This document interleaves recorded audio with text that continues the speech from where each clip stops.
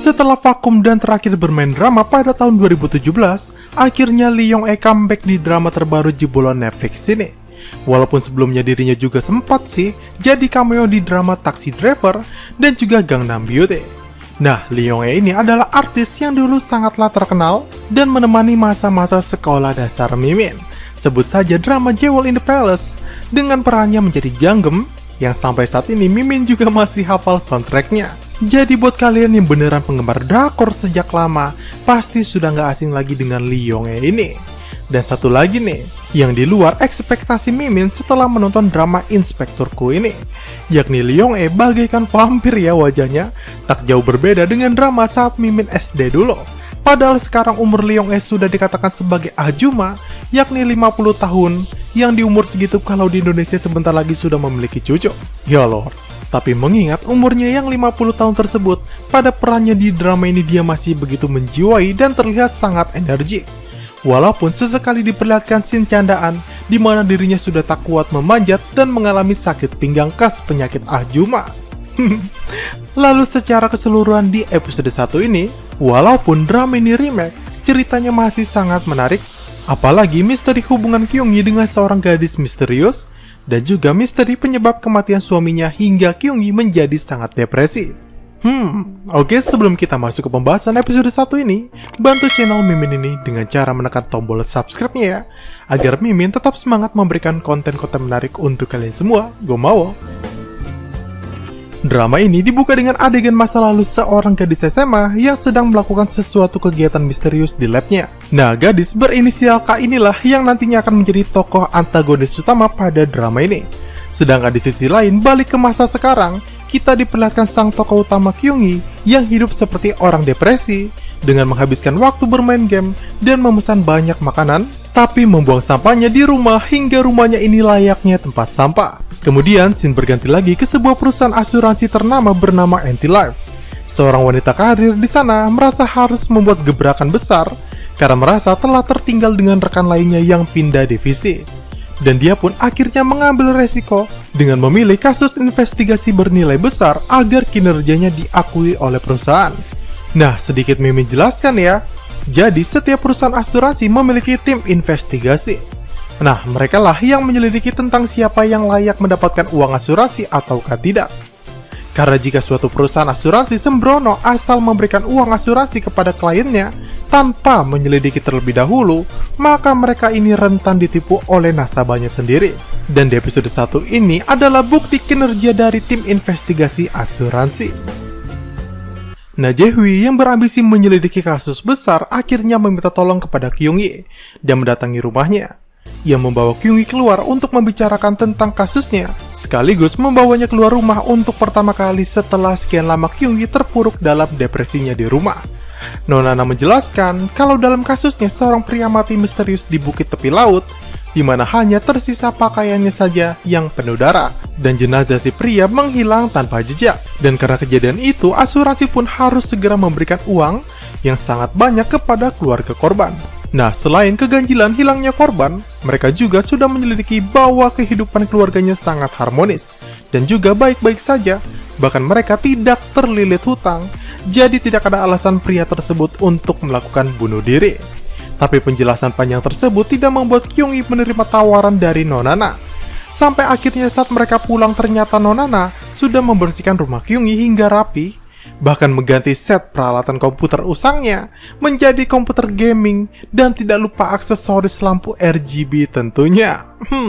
No RGB, no party ya. Dan dengan bujukan hadiah mewah itulah akhirnya Kyung-yi pun menyetujui penyelidikannya. Karena toh uang di tabungannya pun sudah hampir habis. Lalu scene balik ke masa lalu di mana gadis SMA yang juga bernama Kyung-yi tersebut memberikan surprise kepada teman-temannya karena mengira itu adalah hari ulang tahun temannya yang bernama Yongjo. Dan di sini diperlihatkan kalau 5 sekawan tersebut sangat menyukai kucing dan gadis psikopat kita sendiri terlihat sangat tertarik dengan Yongjo. Kemudian scene balik ke masa sekarang dan Kyung-yi mulai menyelidiki kasus bersama dengan asisten sekaligus supirnya yang juga teman bermain gamenya bernama Santa. Segala kegiatan ia tekuni demi mendapat informasi tentang keluarga targetnya yang bernama Kim Min-gyo.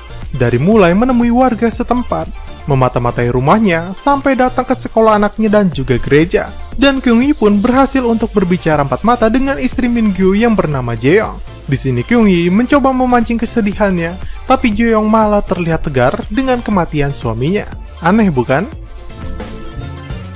Balik ke gadis psikopat, dia dan para sahabatnya menemukan kucing kesayangan mereka mati dan hanya tersisa 1 ekor saja.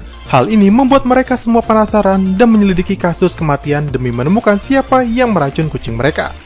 Di sini gadis psycho bertanya kepada Yongju jika pelakunya ditemukan apa yang akan dia lakukan. Dan Yongju menjawab dengan tidak serius kalau dirinya akan membunuh pelakunya. Dan gadis psycho yang tertarik dengan Yongju ini pun akhirnya dengan serius menyelidiki si pelaku. Nah, di saat semua murid pulang ke rumah, dia malah dengan sengaja bersembunyi di kabinet sekolah untuk bermalam menyelidiki si pelaku. Dan akhirnya dia pun tahu siapa pelakunya, yakni satpam sekolahnya sendiri. Dan akhirnya dia pun secara diam-diam memberikan racun cairan anti beku yang sama untuk meracun si kucing kepada minuman si satpam.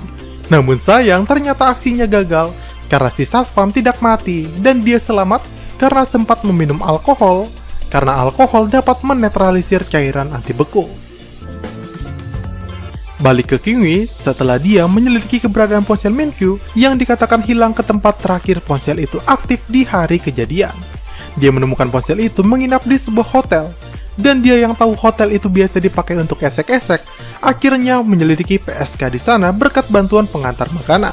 Dan dia pun menemukan kejanggalan di mana di hari kejadian PSK tersebut mendapat tamu aneh yang selalu memakai topeng, dan Kyung-hee curiga itu adalah Min-gyu yang sedang bersembunyi.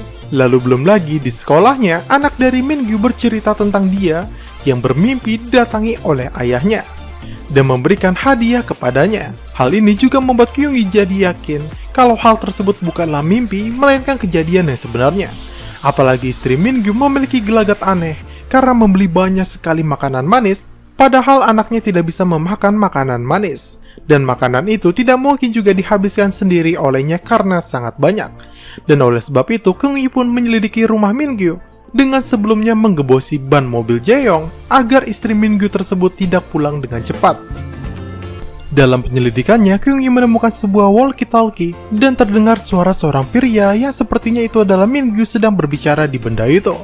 Dia pun mengecek benda itu dan ternyata jaraknya hanya dalam radius 50 meter saja, yang otomatis pasti Min-gyu bersembunyi tak jauh dari sana. Kyung-hee dan asistennya pun berpencar untuk menemukan Min-gyu. Dan akhirnya Kyung-hee menemukan pria itu bersembunyi di sebuah rumah kecil seperti gudang yang keberadaannya sangat terpencil. Tapi sayang, Min-gyu langsung lari karena takut penyamarannya terbongkar. Min-gyu yang ketakutan ini pun memilih bersembunyi di sebuah lorong sebuah proyek. Dan tiba-tiba Kyung-hee menemukannya sudah pingsan dengan mulut memuntahkan makanannya. Dan drama ini pun berakhir sampai di sini, sambil memperlihatkan scene yang disambungkan seperti Kyung-hee memiliki masalah dengan gadis psikopat. Nah, belum dijelaskan masalah mereka di sini, tapi keduanya pernah bertemu dulu di saat kasus si gadis hampir membunuh satpam, yang ketika itu Kyung-hee sendiri masihlah seorang perwira polisi yang menyelidiki kasus tersebut karena suaminya bekerja di sekolahnya gadis tersebut. Oke, kalau kalian suka dengan konten-konten dari Mimin ini, jangan lupa untuk menekan tombol like, subscribe, dan nyalakan tombol lonceng notifikasinya agar kalian selalu mendapat info menarik dari channel Mimin ini. Saya Mimin Chandramon pamit, see you sahabat Mincapedia.